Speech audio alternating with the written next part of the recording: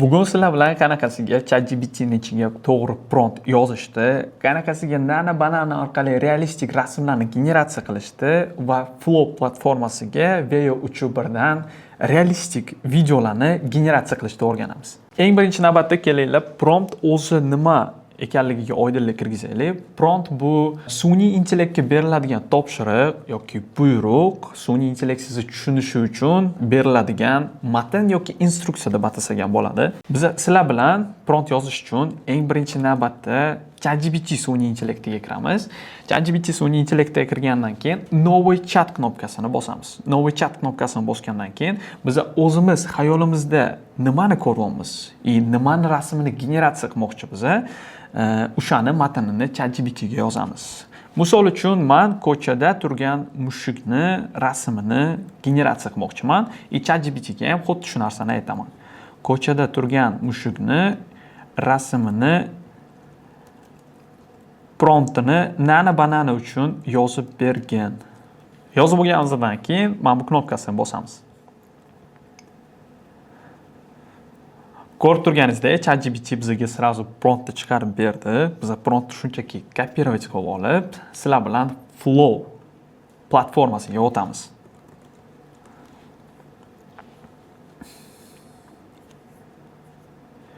Flow platformasiga o'tganimizdan keyin ko'rib turganlaringizdek, pastga New Project degan knopka bor. O'sha knopkani bosamiz. Pastga bizda o'sha Nano Banana 2 sun'iy intellekti turibdi. Buni biz Nano Banana Pro ga o'zgartirsak ham bo'ladi yoki Nano Banana 2 ni o'zini sizlarga maslahat bergan bo'lar edim. Bu yerda videoni yoki rasmni formati 16:9, 9:16, biz 9:16 formatini tanlab, birdaniga 4 ta rasmni generatsiya qilishni tanlaymiz. Ko'rib turganingizdek, bizga Nano Banana 2 rasm generatsiya uchun 0 ta kredit oldi. Biz boyagi ChatGPT ga yozilgan promptni olib, skopировать qilib olib, Nano Banana sun'iy intellektiga yuboramiz va o'ng tomondan oq knopka отправить knopkasini bosamiz. Ekranda proses boshlandi. Super, rezultatlarimiz ham tayyor. Ko'chadagi mushukni ko'rishni xohlagan edim. Nano Banana bizga o'sha o'zim xohlayotgan, o'zim ko'rmoqchi bo'lgan mushuklarni chiqarib berdi. Albatta biz detallarga ahamiyat bersak ham bo'ladi. Mushukni rangini boshqacha qilish mumkin, oq rang yoki qora rang, ko'chani boshqa joy qilish mumkin, O'zbekiston yoki Amerika, uni umuman farqi yo'q. Xo'p, muhim savol, qanaqasiga endi bu rasmni biz videoga aylantira olamiz? Buning uchun biz yana qaytadan ChatGPT ga bo'ynaki o'sha eski chatimizga o'tamiz. Eski chatimizga o'tgandan keyin biz shunchaki oddiy komanda orqali ChatGPT ga rasmimizni Veo 3.1 ga generatsiya qilib bergin deb so'raymiz. Bu rasm uchun Veo 3.1 ga prompt yozib bergin. Ko'rib turganingizdek, ChatGPT bizga sразу ikkinchi promptni chiqarib berdi. Bu prompt bizga video generatsiya qilishimiz uchun chiqarib berilgan prompt. Bu promptni ham sizlar bilan kopировать qilib olamiz. Qaytadan boyagi Flow'dagi proyekt bo'limiga o'tamiz. Proyekt bo'limiga o'tgandan keyin o'zimizga 4 ta yoqqan rasmdan bittasini tanlab, сохранить qilib olamiz. Super, rasmimiz saqlanib bo'ldi va pastki knopka orqali Nano Banana 2 turgan knopkasini bosib, ko'rib turgan bo'lsangiz, bu yerda image va video turibdi. Biz video bo'limiga o'tamiz. Video bo'limiga o'tgandan keyin bu yerda ham ko'rib turganlaringizdek, videoni formati 9:16 yoki 16:9 videoni soni. Ya'ni bittadan 4 ta video chiqarsangiz bo'ladi. Men bitta videoni tanlayman. Bitta video 20 ta kredit oldi, lekin agar Flow'ga endi registratsiyadan o'tgan bo'lsangiz, sizga 1800 ta kredit bonus sifatida beriladi. Xo'p, biz bitta videoni o'zini tanlaymiz. Bitta videoni o'zini tanlaganimizdan keyin boyagi saqlanib olgan rasmimizni shuni ichiga yuklaymiz. Rasmimizni yuklaganimizdan keyin ChatGPT dan olgan ikkinchi promptimizni shu rasmimizni pastiga yozamiz. Va generatsiya knopkasini bosib yuboramiz. Xo'p, videomiz ham tayyor bo'ldi. Kelinglar videomizni ko'ramiz. Videomizni ko'rish uchun o'sha tayyor bo'lgan videomiz chap tomondan chiqadi. O'sha videomizni ustiga bosamiz va play knopkasini bosamiz.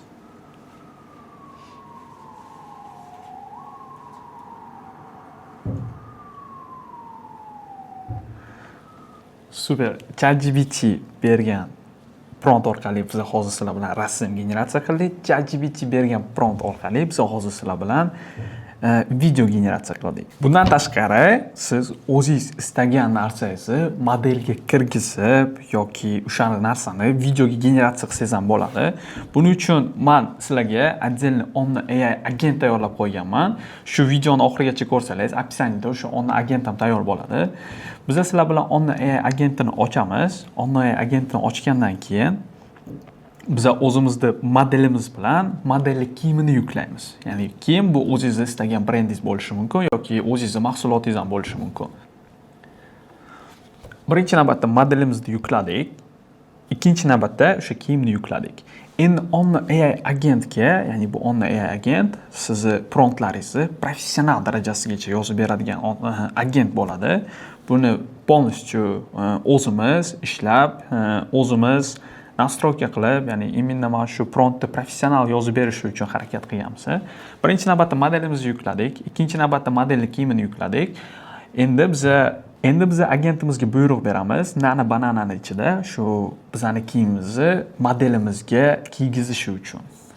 Shu kiyimni modelimizga kirgizish uchun nani banana 2 sun'iy intellektiga prompt yozib bergan.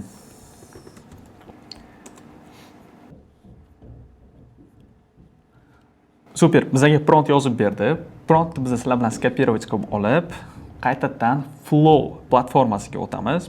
Flow platformasiga o'tgandan keyin pastki video bo'limidan biz sizlar bilan rasmga o'tamiz. Rasmga o'tgandan keyin shundan banani 2 ni tanlab, rasmni sonini 4 taga qo'yamiz. Rasmni sonini 4 taga qo'ygandan keyin mana bu yerda muhim bo'lgan narsa, biz sizlar bilan upload media knopkasini bosib, modelimizning rasmi bilan mahsulotimizning rasmini yuklaymiz.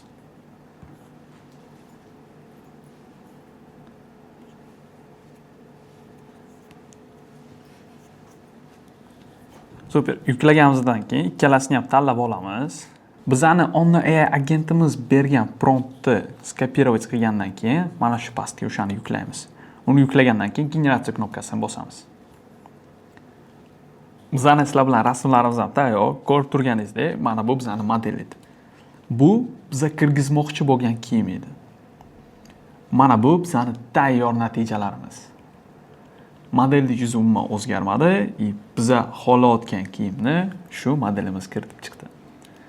Buni o'zingiz xohlaganingizdek o'zgartirishingiz mumkin, modelni boshqa joyga qo'yishingiz mumkin, backgroundni o'zgartirishingiz mumkin. Bu faqat sizni o'zingizning fantaziyangiz bilan chegaralanadi. Xo'p, qanaqasiga endi bu modelni high fashion uslubida prompt olib generatsiya qilish mumkin. Biz buning uchun yana sizlar bilan qaytib ChatGPT ga o'tamiz. ChatGPT ga oddiygina prompt orqali shu videoni generatsiya qilamiz. Ya'ni ChatGPT ga oddiygina buyruq orqali. Endi buni high fashion uslubida Veo 3.1 uchun prompt yozib bergan.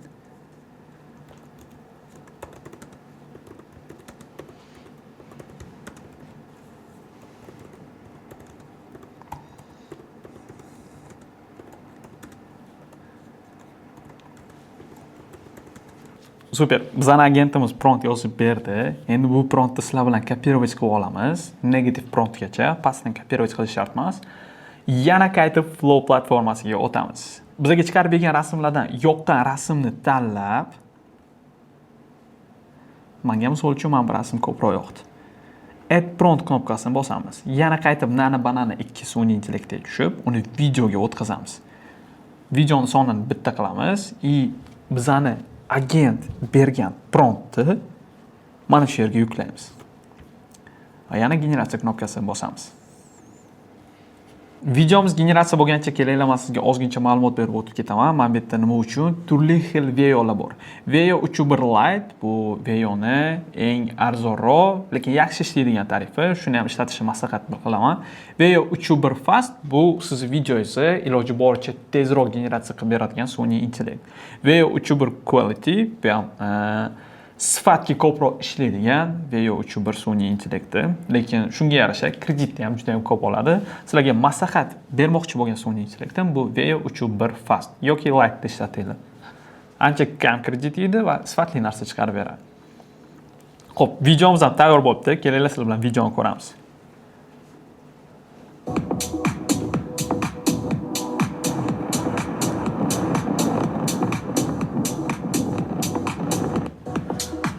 super qisqa rolikli video tayyor. Hozir biz sizlar bilan nima qildik? Biz sizlar bilan modelni olib, o'zimizning mahsulotimiz yoki istalgan brendning kiyimini olib, uni birlashtirdik va uni video generatsiyasiga aylantirdik. Bugun sizlar bilan nimalarni o'rgatdik? Prompt o'zi nimaligini, qanaqasiga to'g'ri prompt yozish kerakligini, qanaqasiga rasm generatsiya qilishdi, realistik rasm, qanaqasiga mahsulotingizni modelga kirgizishdi va uni videoga aylantirishni o'rgandik. Eng qizig'i bu hali okeandan bir tomchi deb aytsam ham bo'ladi.